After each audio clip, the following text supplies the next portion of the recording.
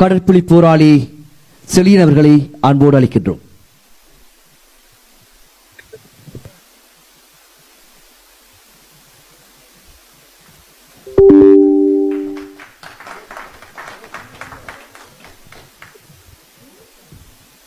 அனைவருக்கும் வணக்கம். இந்த விழாவுக்கு காசி ஆனந்தனை புத்தகத்தின் வெளியீட்டு விழாக்கு என்னை அழைத்ததற்கும் இந்த நிகழ்வில் கலந்து கொண்டிருக்கிற அனைவருக்கும் வணக்கம்.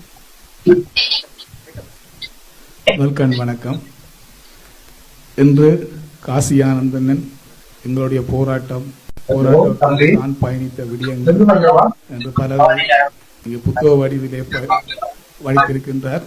அதை வாங்குவதற்காக இன்றைக்கு பல நாடுகளில் இருந்தும் வந்திருக்கின்றனர். எல்லோருக்கும் வணக்கம். காசி ஆனந்தன் எழுதப்படாத பல புத்தகங்கள் இன்னும் படிக்க வேண்டிய ஒரு சூழ்நிலை இருக்கின்றது. காசி ஆனந்தன் விலங்கை உடை என்ற புத்தகத்தை எழுதியிருக்கின்றார். உண்மையா விலங்கை உடைத்தவர்களின் உண்மை வரலாறு இன்றைக்கும் மௌனிக்கப்பட்டு கொண்டுதான் இருக்கின்றது. இன்றைக்கு உலக நாடுகளிலே பேசப்பட்டு கொண்டிருக்கிற ஒரு விடயம், உங்கள் முன் சொல்ல வேண்டிய ஒரு கடமையும் இன்றைக்கு எனக்கு இதில் இருக்கின்றது. தமிழீழ தேசிய தலைவர் உயிருடன் இல்லை, அவர் மடிந்து விட்டார் என்ற பொய் பிரச்சாரங்களிலே இன்றைக்கு மக்கள் மத்தியில் ஒரு குழப்பம் ஏற்பட்டு கொண்டிருக்கிறது.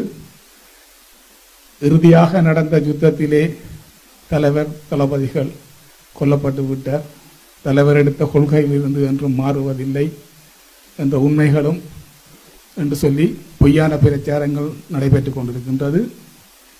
உண்மைகள் தெரிந்தவன் என்ற வகையிலே சில விடயங்களை உங்களுடன் இந்த சந்தர்ப்பத்தில் பகிர வேண்டிய கட்டாயம் இருக்கின்றது.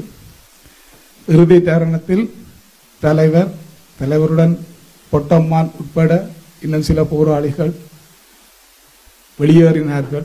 அந்த வெளியேறுவதற்காக தங்களையே ஆயுதமாக்கி இந்த மண்ணுக்கும் மக்களின் விடுதலைக்காகவும் உயிர்கொடியான கரும்புலிகள் என்ற ஒரு அணி இந்த விடுதலை போராட்டத்திலே உலகம் வியக்கும் அளவுக்கு ஒரு சாதனையை செய்திருந்தது.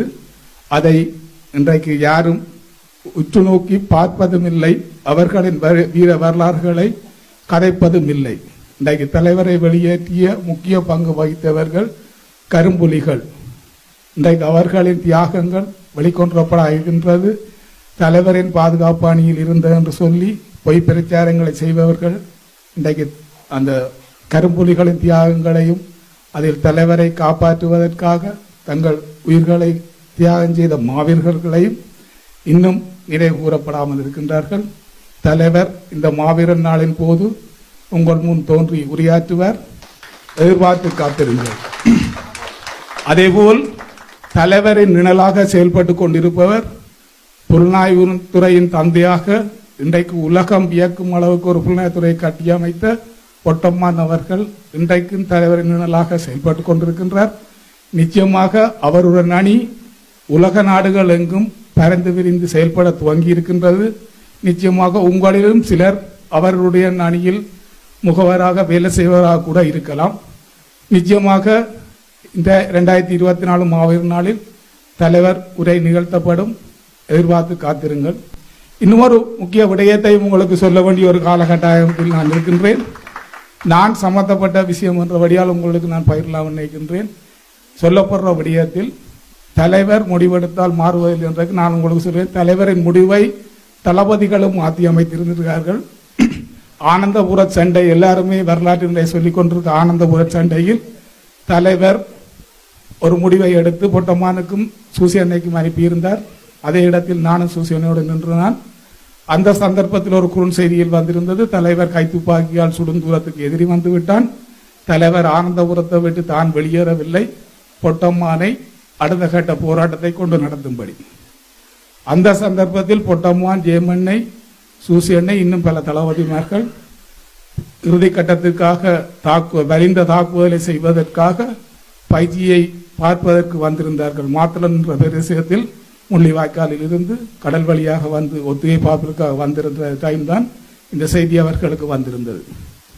3 தளபதிமார்களும் கதைத்து ஒரு முடிவெடுத்தார்கள், தலைவரை வெளியேற்ற வேண்டும் என்று.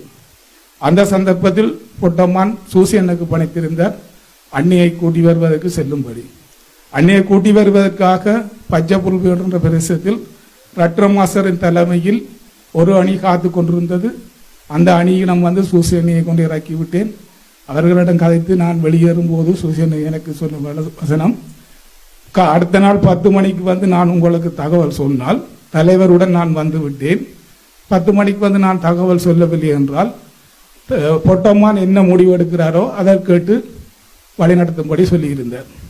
அவர் அடுத்த நாள் 10 மணிக்கு வந்து தொடர்படுத்தி சொன்னார் நான் வந்து விட்டேன் என்று.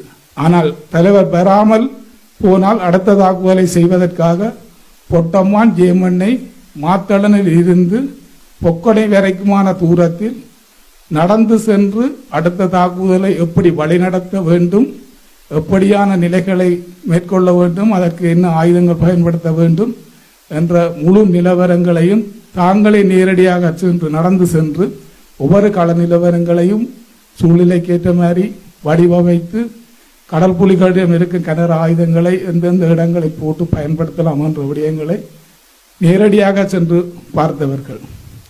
அப்படியான ஒரு சூழ்நிலை தான் கள நிலவரம் இருந்தது.